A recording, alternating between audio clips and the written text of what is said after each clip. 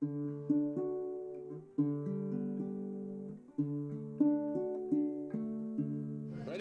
Let's go. Let's go. It's the Sports Wrap. A week off. George Ringer, welcome to the show. Lots of sports. George was mad at me last week. He says, there's so much going on. How can you take a week off? And Take a week off. Find me an hour and I'll go do the show. There wasn't an hour last week. I'm serious, folks. You might think he's crazy. No, you were not. There was not an hour to be found. Well, I tried. The last couple of weeks we have done 2 football games. You've done countless volleyball matches. Covered the cross country meet. Did a hockey game. Hockey game. Yeah. No, it's what can I say? The media business is a busy business.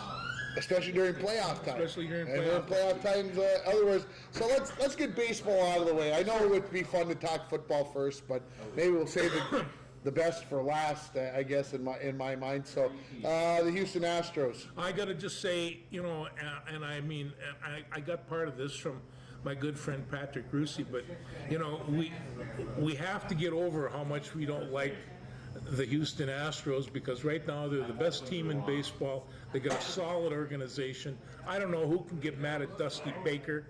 And right now their GM isn't signed. And right now their general manager. How can the owner sit at home and sleep at night going, geez, this guy who put this all together for us, did all the legwork, and an incredible job. And let's just blow her up. Let's get somebody else in here, because anybody can do it apparently, right? Yeah, nothing to it. I mean that right then. I mean, in a couple of years, in 3 years, they have taken that team from the dregs of inhumanity to top. Houston wasn't good for a long time. No one.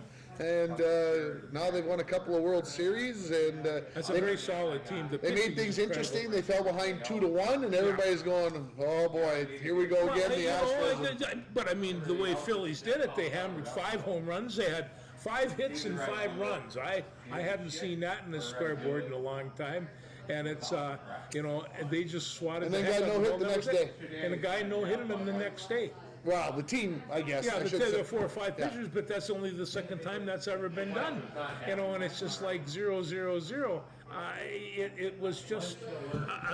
I fully expected after the game 3 went with the 5 home runs. Yeah. And then no hit. I expected game 5 to go about 14 innings. Yeah. Is what I was expecting. It was close. I think if I remember right, final score was 3-2. It had the possibilities, except Houston's defense made a couple of big plays in the 9th inning to probably prevent that from happening. So Philly's got those big bats, and they've got a fairly solid pitching staff. Houston plays like a well-oiled machine all the way around. They have no weakness, and it reminds me of I hate the Yankees. Some of the Yankees of old, when you could go around the infield, pick out every position because they were the best there was, and it's So yeah, but it is a great baseball team. They deserve to win it. I mean, how many games did they lose during the whole series? 1? They lost 2 in the World Series. Yeah. With 6 games. Yeah. So, of course, 2 days after the World Series gets over, everybody can start making their decisions on free agency and all that other stuff. That's the rule. You got to wait. Yeah. And, of course, we knew Carlos Correa from the Twins was going. We knew he was going to be a free agent. He told the Twins, "Look, you can start preparing. It's not that I won't come back, but I'm gonna take a look to see if I can get more than $35 million that I got from you guys." And, of course, along with that, the Twins let go of Chris Archer, starting pitcher. Yep. No surprise at the $10 million price tag. That's what they were going to have to pay him. $11 million for Dylan Bundy. No surprise there. And, of course, I think that maybe the no-brainer of the bunch, $14 million for Miguel Sano. So, I mean, all those guys have the right to come back and sign as a free agent. They're not going to. But the buyout for $2.75 million. Sano really jumped off the cliff last year. I mean, and has for the last couple of years. And they were getting nothing for him. It was costing them dearly. So who takes a flyer on him and develops him into a? Well, he'll go to Boston, he'll go to the Hall of Fame or some such. No, it's hard to say, but I mean, the Dominican Republic baseball players, that's quite a bunch, and they are a very talented lot, and who's to say that they won't come around? But there's a lot of good swatters in that league. Twins did re-sign Sonny Gray, starting pitcher, who they picked up from the Cincinnati Reds just before the trade deadline in July. Yeah. So they signed him for $12.7 million.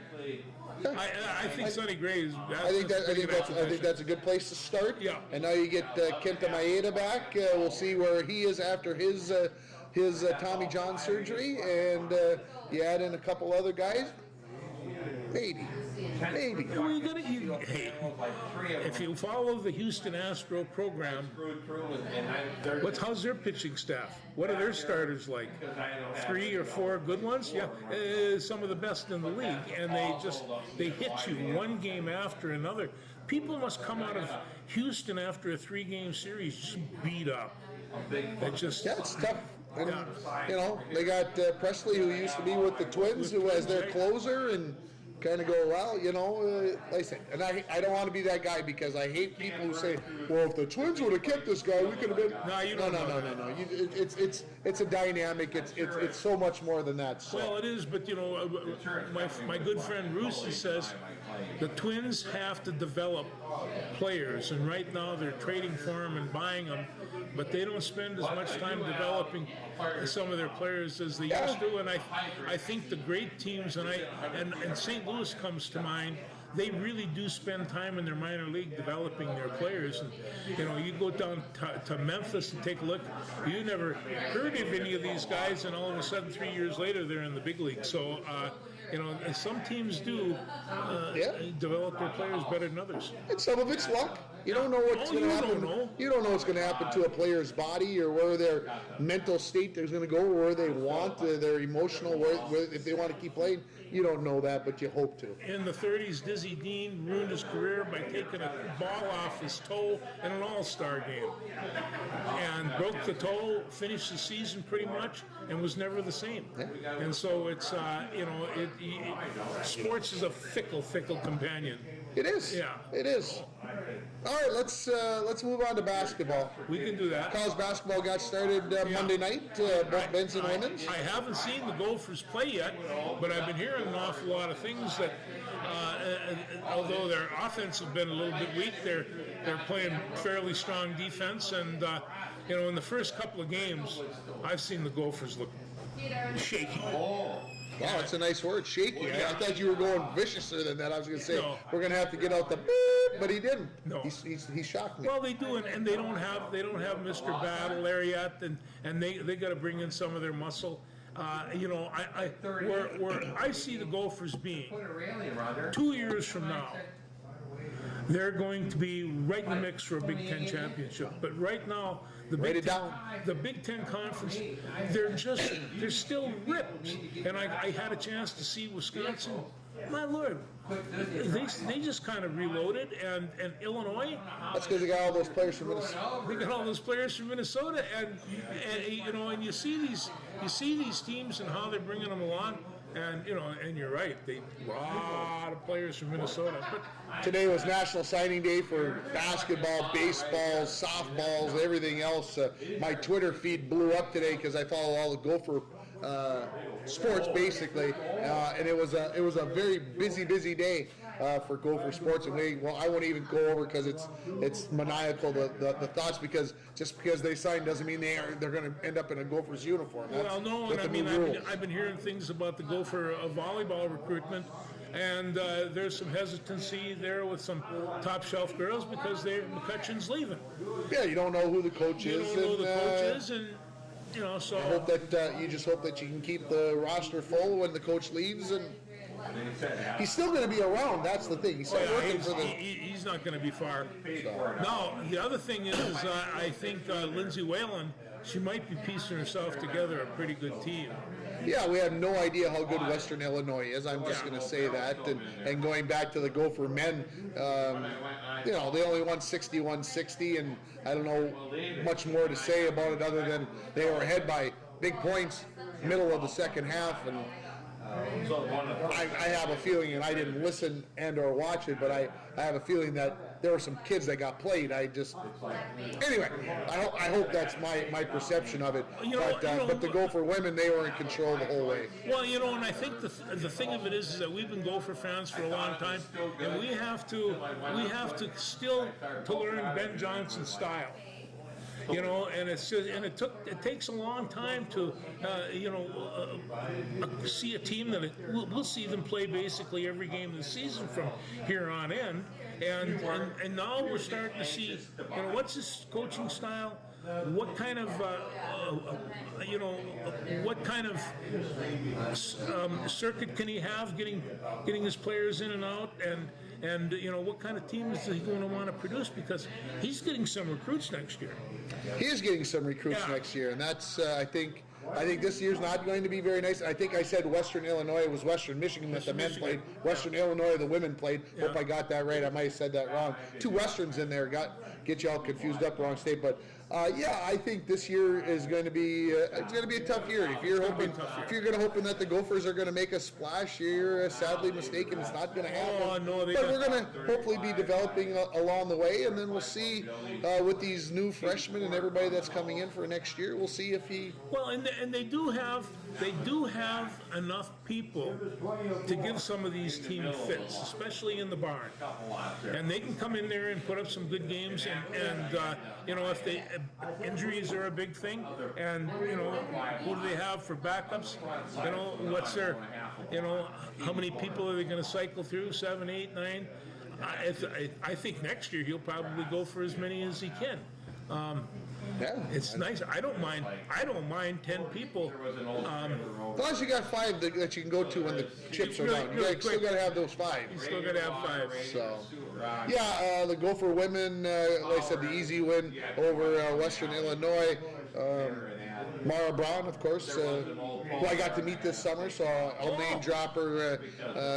Anyway, she had a nice game, her first collegiate game, 21 points, 7 rebounds, 4 steals, I think, and so notice that maybe, and Chris, if you're watching, and Ramona, don't get mad at me, but maybe the legs got a little tired towards the end of the first half with the jump shots weren't coming up quite as nicely as she wanted to, but ends up with a nice night. Conditioning this part of the season is part of the deal, and so and it's kind of like I really love preseason games, especially in basketball, because the Gophers always get like South Dakota State comes on over, and all of a sudden they got 2 or 3 guys that can play pretty good basketball, and they slap the Gophers upside the head. Well, that's good for the Gophers, and it's doesn't hurt the South Dakota team or North Dakota team that comes and does it either.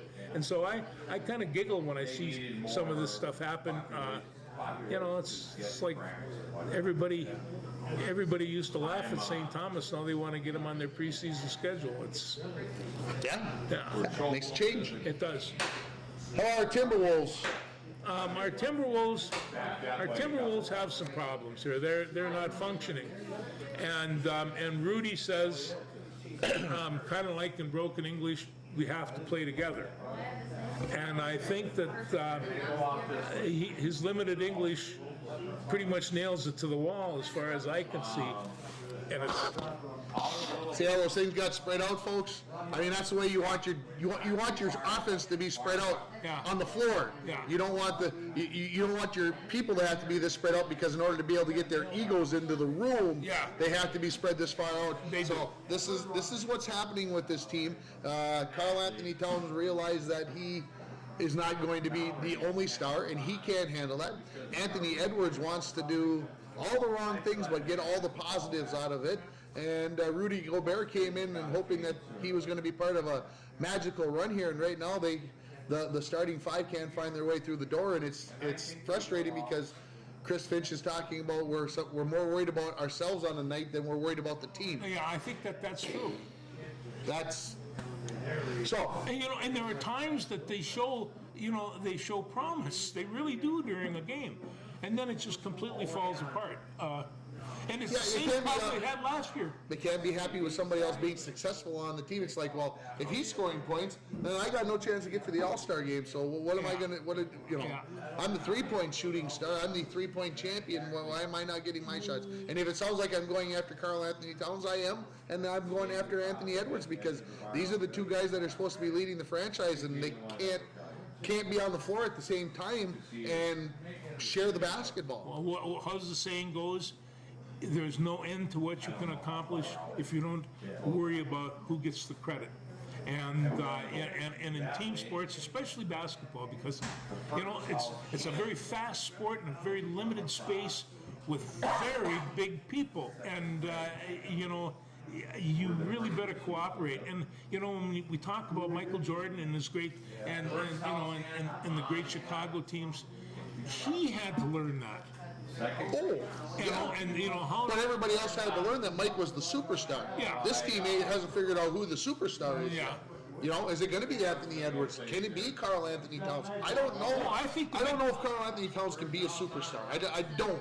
He can be a good player. He can be maybe Scottie Pippen. Yeah. But does Anthony Edwards have to be the Michael Jordan? I don't know folks. But, they have that three ability with Gobert in there now in the middle. I saw him one day just draining threes out there, and I realized, and he did that a couple of times last year too, and I thought, Edwards, Big Cat, Gobert, how can they go wrong? And they can't get out the door, like you say. Yeah, the Phoenix Suns tonight. This is Wednesday as we record this. The Suns come to town. They're 7-3, and of course, they're a pretty good ball team. Yeah. And of course, the Timberwolves lost to Milwaukee on Friday night. Milwaukee was undefeated and just lost the other night, so they're the last undefeated team. Yeah. They beat Houston, who they're supposed to be. But if you want to go see something about why I'm being so critical today, go on to Twitter or go to KFan, and KFan has got a clip of Anthony Edwards the other night against Houston, and literally he's standing outside the three-point line. The ball comes inbounds, and he puts his hands on his hips like this, and he never moved. They ran a play and he never moved. His hands never came off of his hips. And when we lost possession of the basketball or shot it or whatever it was, then he took his hands off his hips and ran down the floor. I'm not kidding you, George. And now we're wondering why the Timberwolves are 5-6. I understand that there's plays in the NBA where you're not the man, but you got to be ready. At least make the other team think that you're going to be in the play. I saw Big Rudy get 25 rebounds one night, and it's just. That's a lot of boards. And now he had COVID, so we got to give Rudy a little break. He's not going to be himself for a few days yet. He'll get there though. I'm hoping, like I said, the Wolves will turn it around here because there's too much talent there. There's too much talent. And Anthony Edwards said it a couple of weeks ago. They got booed at home on a Monday night, and he said, "I don't like being booed at home." Well, that's because there's expectations. That's right. And you better start playing up to it. Well, and it's kind of like.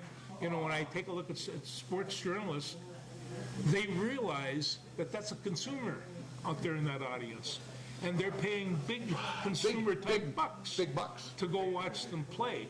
And so they are going to take it upon themselves to express whatever they need to pay $100 to watch a game in the nosebleeds, you probably get the right to boo. Yeah. So or $1,000 at courtside or whatever. Unless those people on the court aren't giving 100% all the time, they're not professionals.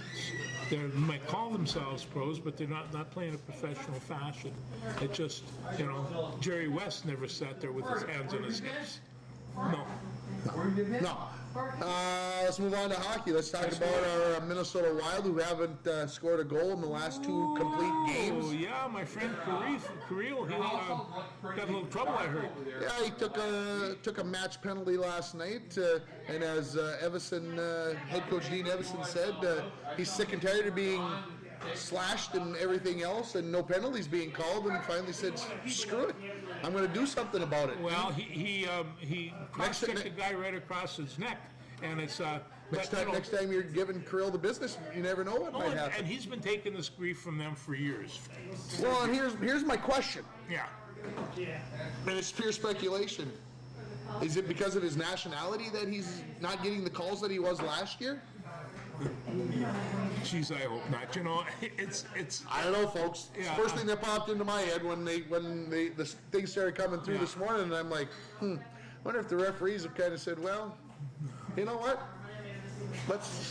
He's not getting the benefit of the doubt, so, you know, and I'm not putting him in the same whatever as Gretzky and all this, but when these top players, these top shelf players, Connor McDavid, Austin Matthews, Leon Draisaitl, whoever, when they get whacked and held and whatever else, penalties are called, right? Oh yeah, no. Six penalties on the Wild last night, 1 on Los Angeles. Dean Evason was not a happy man. He's probably going to get a nice little fine, and I'm sure he doesn't really care about that. Kaprizov going to be suspended? No. Well then. Okay. I don't think so. I don't see it happening. I mean, could it? Yeah, I just. You know, but you know, and the other thing is, of course, is that There's a lot of worse things out there than yeah, that. and the Wild, you know, they're going to, just like all those teams, hit skids.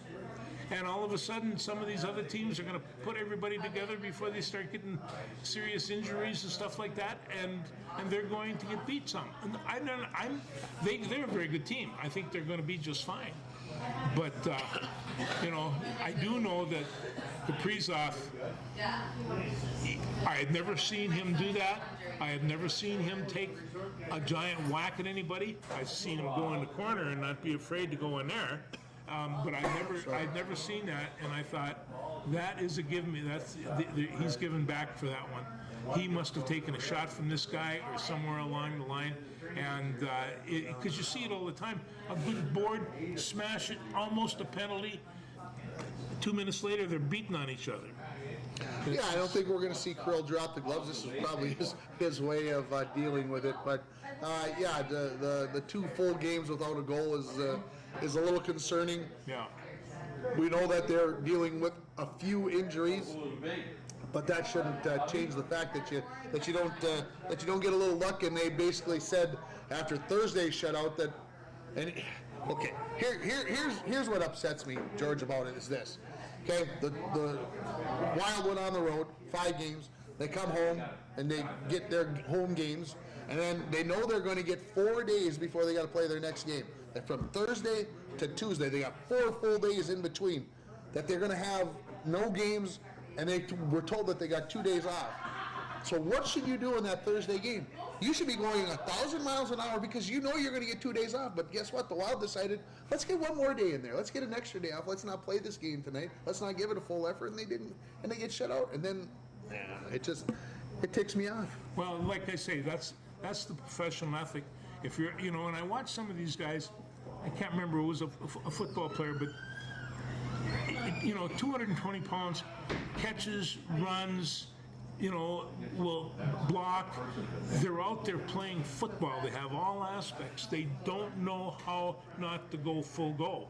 They're never that big, so if they aren't hitting full go, they're going to get hurt. Yeah. You know, and so you watch these guys, and you just think, and they're young. They're 20, 21 years old. They've been building their whole life to be able to do that. And it's, you know, I mean, run 4.2s and do all this fancy stuff. I mean, these are true professional athletes. They spent their entire time training their body and their mind to play this game to this level. I come to expect that with all professional athletes. That's Go do your job. Yeah, that's every it. day. Yeah. Now, hey, when you were coaching in high school, you wouldn't accept a subpar effort.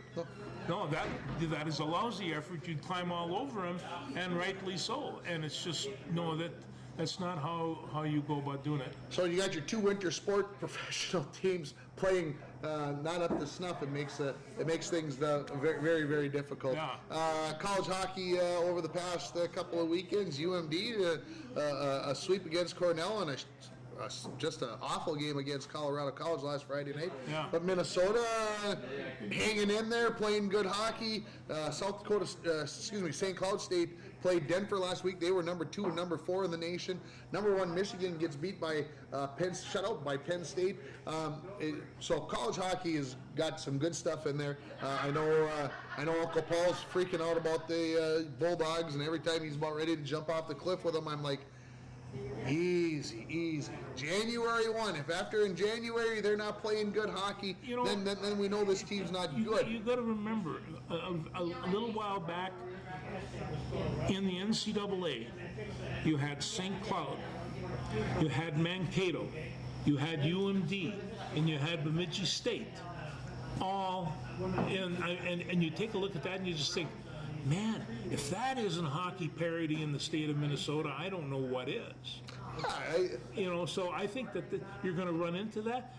It's a tough league, and I'm still not too worried about the Bulldogs. I think they will still come about. But boy, I'll tell you, when I watched them play, I don't know, the last time, they were in their own end a lot. And yeah, they don't.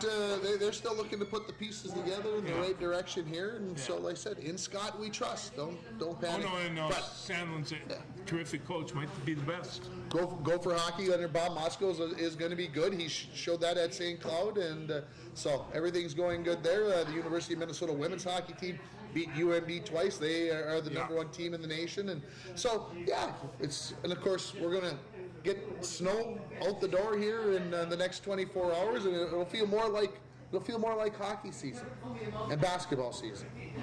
Yeah, good. I'm just saying that. So anyway, shall we? Should I talk high school quick before we? I think we should, because let's not forget about. Of course, the Bronco volleyball team had their season come to an end a week ago Wednesday. Part of the reason why we didn't have time last week to record a show, but they lose to Rush City, the eventual section champion, who beat Esco in 5 sets. Great season for the Broncos. They go 18-7, and so hats off to the team. They were fun to watch. It was a good run. Yeah. And don't take this personally, ladies, but you got beat better by a better team. Rush City is just a better team. I watched that match with Masabi East, and boy, was that fun. Yeah. And to watch it with Melstrom was even funner, because we beat him. Yeah. He's there with his red and black stuff like that. And, anyway, it was That good. hurt Melly. I gotta say, that hurt Melly. But, Yeah. So anyway, girls, great season. Of course, Abby Hutchinson just ran at the state cross country meet this past Saturday. Another reason why we didn't have time to get to the show is I was down there to cover it for our radio station and also for the Grand Rapids radio station. So I got to go down to my first cross country meet. Quite the spectacle. Lots of people running around and 6 races going on throughout the day. It was exciting. It was fun, and it was a long day, but I enjoyed it. Abby ends up going 49th in the state in Class A, so just a junior. So congratulations to her. And she'll come back. I think she'll be all right. As she goes into basketball season now, and of course into track and field in the spring, and then recycle it and do it all over again next year. So hopefully she keeps able to do what she's been doing and keep improving like she has. And of course the girls swimming and diving team, they're going to get started with their section tomorrow night, Thursday and Saturday, despite the snowstorm. I've been told that meet is going to go on no matter what. Get there early, leave earlier, be there on time, and then You could ride down in the team bus. Okay, never mind. That was meant to be humorous. Listen, he's trying to help me out here, folks. No doubt about that. And of course, girls hockey practice started 10 days ago. They're going to have their first hockey game next week, and the girls basketball and boys hockey will start next week, and then boys basketball and wrestling the following week, and we'll be into the full swing. And of course, Muskie hockey gets started next week with the girls' home game, so I'm going to have that on the radio next week. So there's no time off in between the fall and winter season. No, there isn't. Let's get it right after. Oh no, there's a transition period, and we had it last week and this week, and now we're cleaning out this other thing. Although there's some pretty good high school football games going on. Yeah, you want to start with high school football? And we can do high school football. Yeah, we'll start there. Of course, the state quarterfinals tomorrow in the snow could be quite interesting about how these teams that like to throw the ball a little bit are going to try to deal.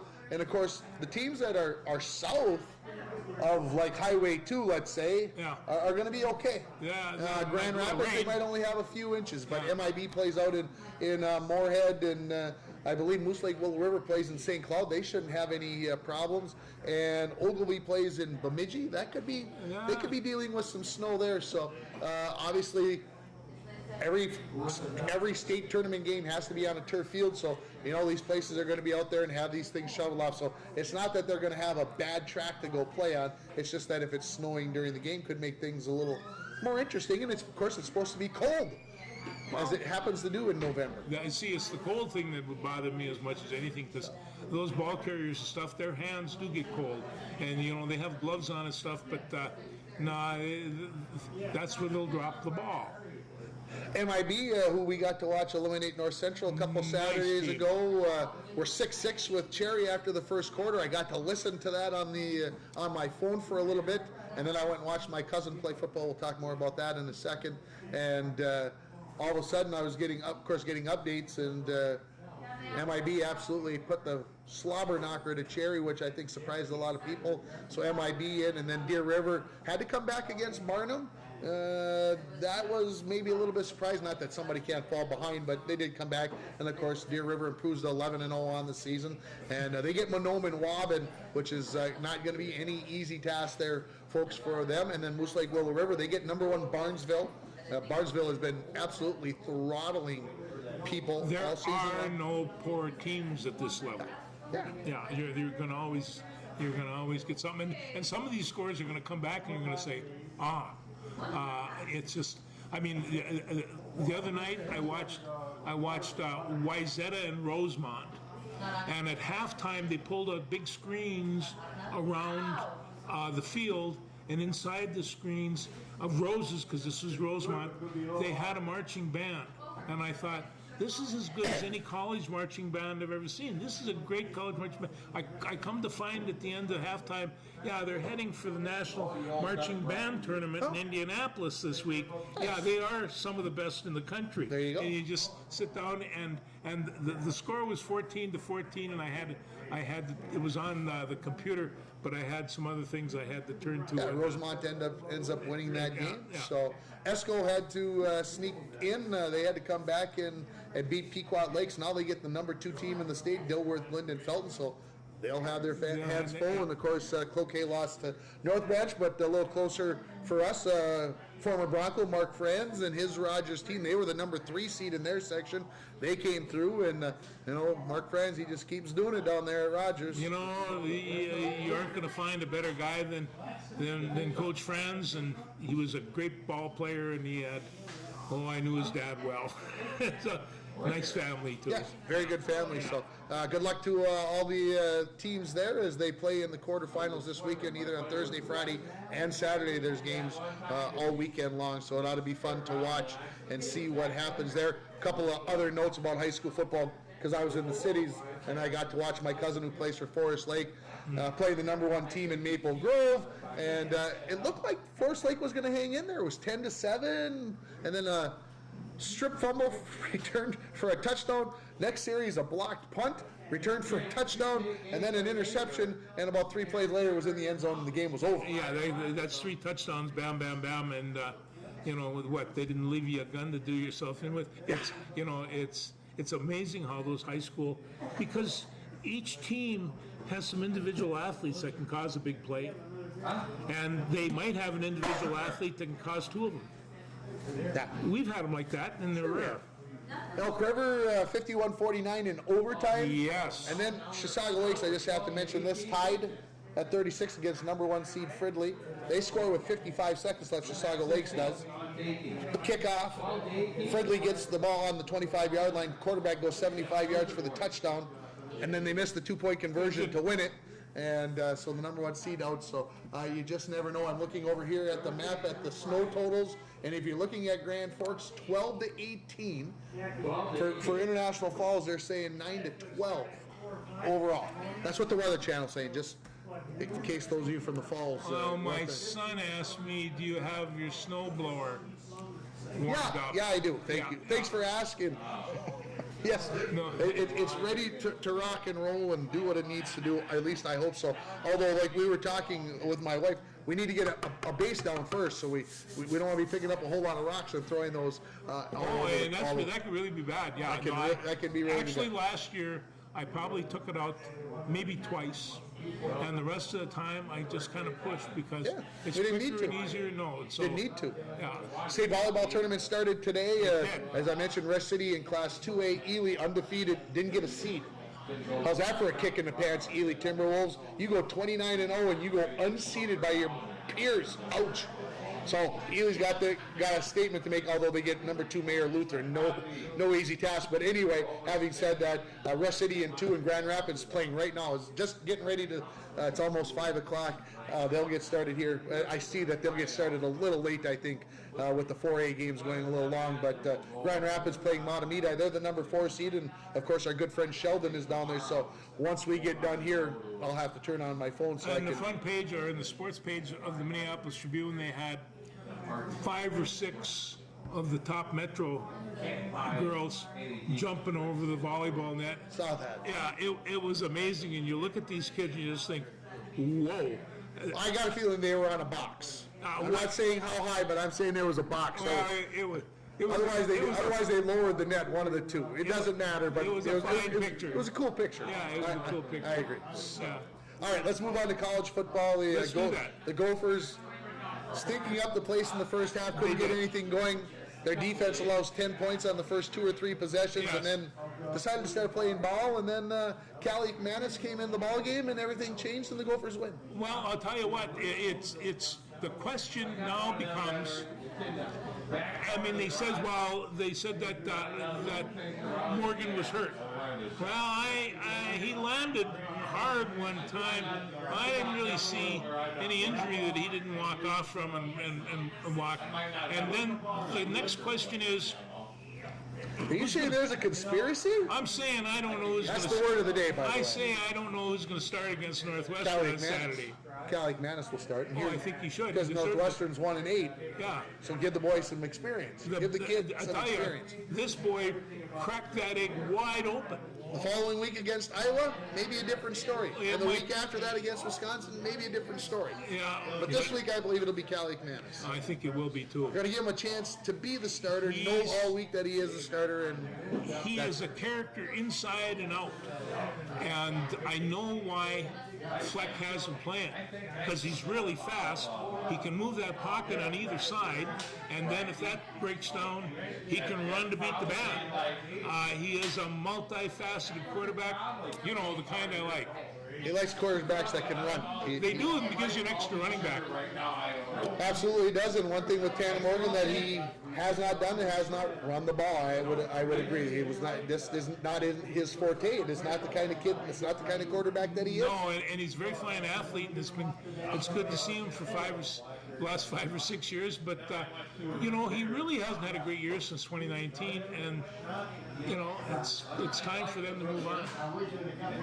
Did I say that I got to sit next to Patrick Royce, his favorite sports writer at the state cross country meet? By the way, he was not in the curmudgeon-y mood, but I'll tell you what, he was working the phone and asking questions. Because I'm going to be honest with you, he had no idea what was going on at the state cross country meet. I had to be his first one ever. He had no clue what was going on. He had no semblance.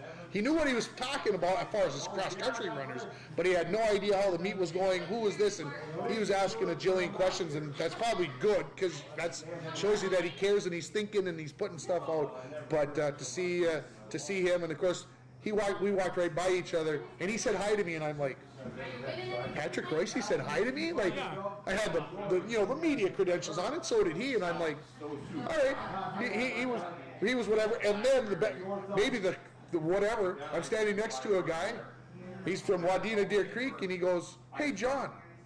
And I looked, and he goes, oh, wait, you're not John. And I'm like, did you think I was John Millay from the Minnesota State High School League? He says, that's who I thought you were. And I'm like, wow.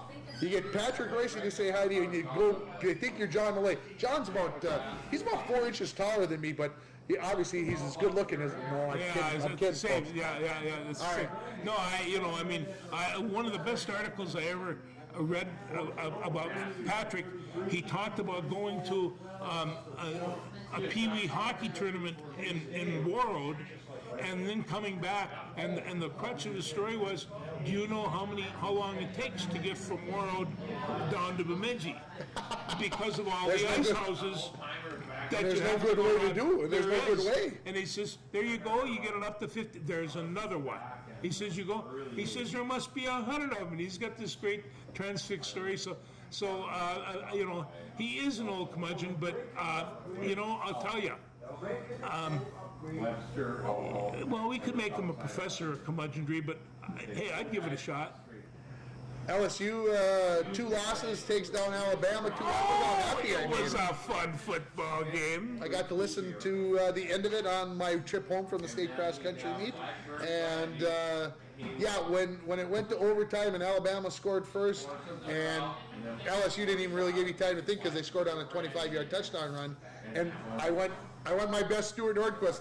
I even put up the 2 fingers in the car, and I yelled out 2 in the car, 2, we're going for 2. No. And they did, and they won it. No, and I tell you, Brian Kelly looked at that and he did not hesitate. So he knew that he had Nick Saban on the ropes, and there was only one way to put this away. Yeah, don't give them a chance to something bad to happen. No, you just had the momentum. You just scored on a 25-yard run. So. And a nice little corner pass. It was really, really fun to watch. I'm real happy. You can tell that we're not Alabama fans, right, folks? Yes. Anyway, so LSU is ranked number 7 in the CFP this week. They're the highest ranked 2-loss team, and they're talking that if LSU possibly could run the table and beat Georgia in the SEC championship game, that they would be in. They would be in with 2 losses into the Final Four. I don't believe that. I don't, because I'll say it this way: LSU or Michigan and Ohio State are 2 and 3. Yep. One of them is going to win their game that they're going to play at the end of the season, right? And then one of them is going to get to play in the Big Ten championship game and win.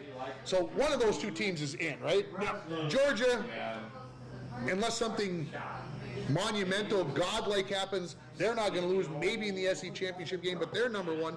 They're not going to fall out of the force all the way below the No, first spot. and I thought Tennessee might have a shot at Georgia. They didn't. They got stopped. And Georgia's defensive line showed why. Yeah, they really took them apart, and it was just a week before that they beat Alabama, or 2 weeks, I guess. And so you just think maybe Tennessee was finally in the mix of things. But for the last 4 or 5 years, Georgia has put together not only great offensive lines, but some superlative defensive lines. And so they've kind of dominated that league. What I enjoy about watching like LSU and Alabama and Georgia and Tennessee, these Southern football fans are so incredibly passionate.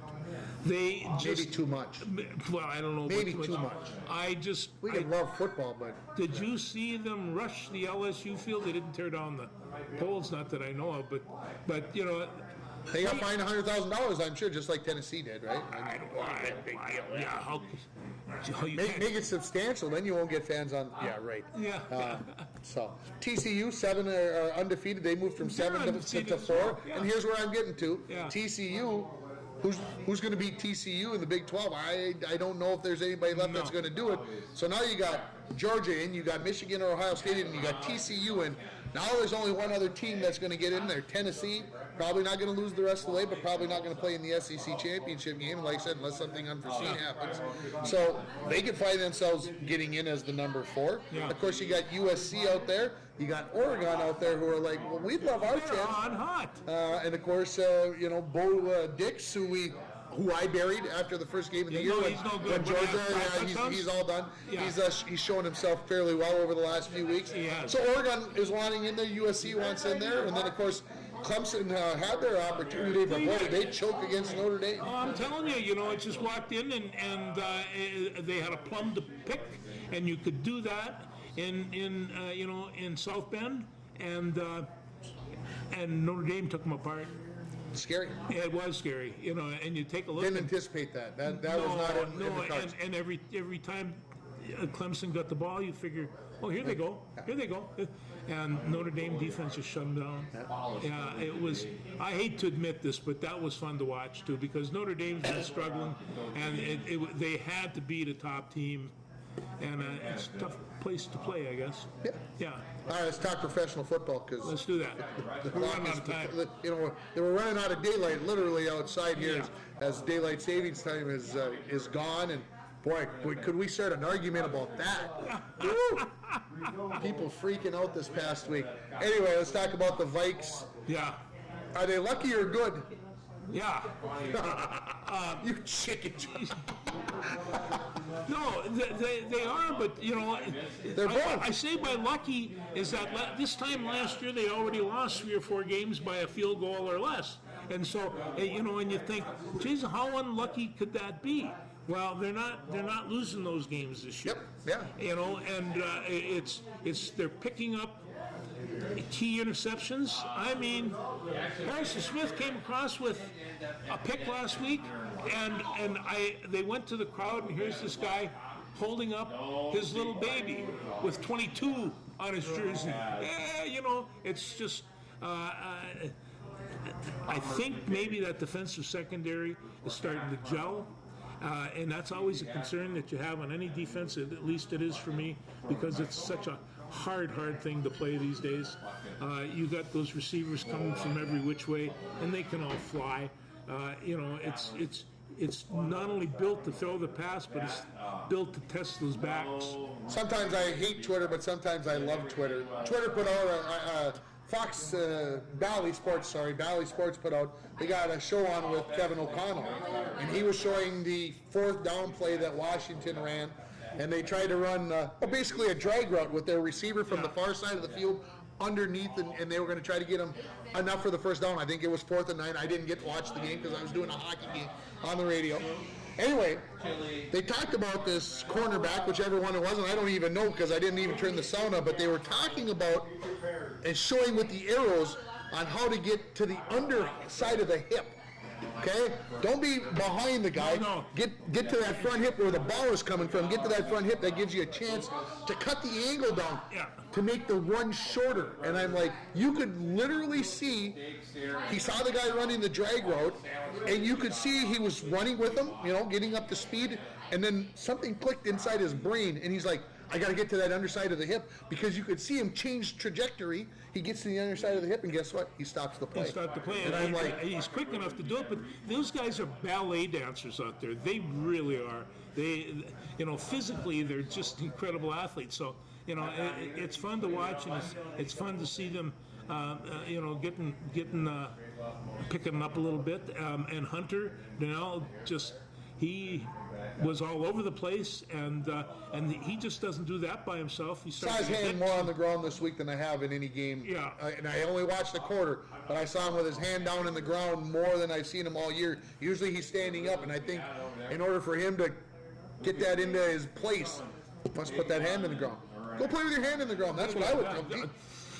Go play with your hand in the ground. The Vikings' 6th consecutive one-score win. That's one short of the record set by the 2020 Kansas City Chiefs, who won 7 straight one-score games. So, you know, Kansas City was considered one of the best teams in 2020. So I don't want to hear about that. The Vikes are lucky. No, come on. And you know, and speak about luck. I'll tell you what's luck is their new tight end. Yeah. You like T.J. Hawkins? I do like T.J. Hawkins. I've always liked T.J. Hawkins, and I can't believe that Detroit traded him within their own division, because he picked up where Randolph and all the great tight ends left off. And we've, you know, and the missing piece for the Vikings offense. Yeah, at least one of them. And you know what I mean. If you take a look at the great teams, San Francisco and Kansas City, you know, some of this. Hey, they rely on that tight end, and TJ's got a great set of hands, and he got the game ball for crying out loud, and he's been on the team for 3 days. Yeah, some talk about replacing Ingram at the right guard, that he's been abused too much, and somebody said, I can't believe I'm saying this for a team that's won 6 in a row, but they need to change their right guard, and they do. There's no doubt about it. Ingram did not have a good game on Sunday. There's been a couple of games, I would say, over the last 3 or 4 that have been less than stellar. So don't be surprised. I think if there's one change that the Vikings need to make, if they're going to make a run to the Super Bowl, and I'm not saying they are, but if they're going to, either Ingram's got to start playing better, or they're going to have to find somebody to put into that. Well, you know, and I don't know if they've got it. Before I was considered, you know, for both Bradbury and Ingram, that, you know, there was concerns there. But Bradbury seemed to come around pretty good. And you know, when you have a guy on your right side that close, and he's not doing the job, That's very hard in the center. He has to have a guard that he can count on. And right Got now, two guards that you can count on. well, yeah, but I'll tell you, old Cleveland, he's going to be all right. Ezra Cleveland's going to be just fine. Well, the Vikes get the Buffalo Bills this week, and of course, they got to go to Buffalo. They got to face our former friend Stephon Diggs, Yeah, that'd be and then Josh Allen with his possibly injured elbow. Yeah, well, I think they're going to beat him. I like his attitude. You know, and I'm more concerned about what might happen with Dallas, but I think they're going to go in there. The Bills are not particularly playing well lately, and a good team can go in there and toss them around a little bit. Yeah, I'd like to think that could happen. I'd be all for that. I wouldn't be totally opposed to No, I the will Vikes be. going I into will be Buffalo. watching the game. I'm going to say it this way. I hope that they win. I got a feeling that the streak ends on Sunday. I'm just going to say that, and people might say, well, boy, Ring Hopper, you're really going out on a The limb. streak's going to end. Yeah, the streak's going to end at some point. Yeah, at some point. But you know, We'll see what the temperatures and the wind are like in good old Buffalo, and we'll see. Because remember the storm that's hitting us on Thursday? Yeah. It's got to work its way east, right? Well, you know, Could it be in Buffalo come the weekend? and the Vikings aren't used to playing out of doors. That's where I'm getting with Yeah, that one. yeah. Last week, Tom Brady goes for 100,000 yards in his career. 100,000. Nobody's ever hit that magical mark. And then he leads the comeback for the win, and everything's perfect in Tampa Bay once again. Yeah, Because well- they're 4-5 and in first place in the NFC South. Yeah, I don't know what that NFC South is. In fact, if you take a look at the NFC, ooh, it's a little bit shaky. I mean, the Vikings are one of the best teams, and Vikings Philly. I'm not sure about I'm not sure where the Cowboys are going to be from any time to the next, but they got a good team. Does he not remember who picked who to go to the Super Bowl? I'm still writing that. I hate it. I hate myself for it. Yeah, you should. That I picked the Dallas Cowboys to go to the Super Bowl, but I did, and I still. They have a good football team. They just do. I'm sticking behind that. People laughed at me. You always like Mr. Elliott and his.